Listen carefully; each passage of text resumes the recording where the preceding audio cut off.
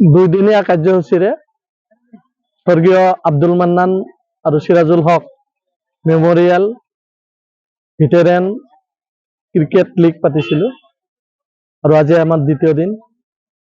দ্বিতীয় দিনত আমি DK high school, Ajanpir, air English academy, Merajul এমি মাদ্ৰাছা আদি কৰি গোটেইখিনিৰ পতাকা উত্তোলনৰ পিছত সমূহীয়াভাৱে আমি মেৰাজুল এমি মাদ্ৰাছাৰ এই খেলপথাৰখনত আমি পতাকা উত্তোলন কৰোঁ। পতাকা উত্তোলনৰ পিছতে এখন খেল অনুষ্ঠিত হয়, হুজুৰ 11 ভাৰ্চাছ টাইগাৰ পাটাউদি, আৰু টাইগাৰ পাটাউদি টিমে 6 ৰানত জয়লাভ কৰে। ৰাইজৰ যি সহায় ও সহযোগিতা পাইছোঁ, আমি কল্পনা কৰা নাছিলোঁ ইমানখিনি সহায় সহযোগিতা পাম। ৰাইজৰ পৰা বহুত ধৰণৰ সহায় পাইছোঁ। ভৰ্তি মাচুল আমাৰ 7টা টিম আছিলে, 1600 টকাকৈ ভৰ্তি মাচুল আছিলে আৰু গোটেইখিনি আমি পাই গৈছোঁ। প্ৰথম আৰু দ্বিতীয় পুৰস্কাৰ কি আছে? প্ৰথম আৰু দ্বিতীয় পুৰস্কাৰ প্ৰাইজ মানি ট্ৰফি আছে আৰু দুয়োটা ট্ৰফি সিৰাজুল হক আৰু আব্দুল মান্নানৰ নামত দিয়া হৈছে। কিমানখন মানে দলে যোগদান কৰিছে? 7খন দলে যোগদান কৰিছে। আমাৰ খেল হ'ব 53, টোটেল খেল হ'ব 53।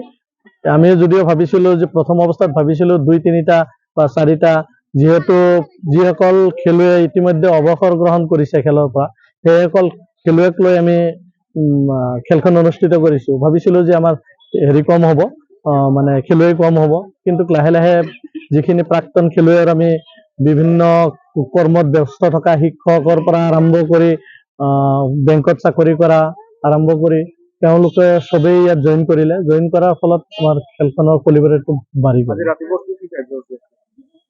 প্ৰথমতে আছিলে এয়াৰ ইংলিছ একাডেমীৰ পতাকা উত্তোলন, তাতে নজমুল ইছলামে পতাকা উত্তোলন কৰে। তাৰপিছত ডিকে হাই স্কুলৰ পতাকা উত্তোলন কৰে ডিকে স্কুলৰ সভাপতি আবুল কালাম আজাদ, লগতে প্ৰধান শিক্ষক ইব্ৰাহিম আলী চাহাবে। মেৰাজুল এমি মাদ্ৰাছাত পতাকা উত্তোলন কৰিলে মেৰাজুল এমি মাদ্ৰাছাৰ প্ৰধান শিক্ষক আৰব আলী চাহাবে, আৰু আজানপীৰৰ পতাকা উত্তোলন কৰিলে আজানপীৰৰ অধ্যক্ষ আব্দুল হাই চাহাবে। তাৰপিছতে আমাৰ এই কাৰ্যসূচী।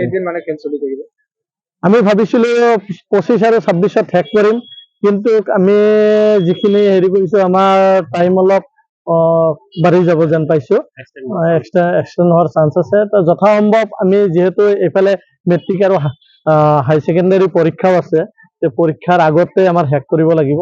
সেইকাৰণে আমি ভাবিছোঁ 31 জানুৱাৰীৰ ভিতৰত শেষ কৰিম।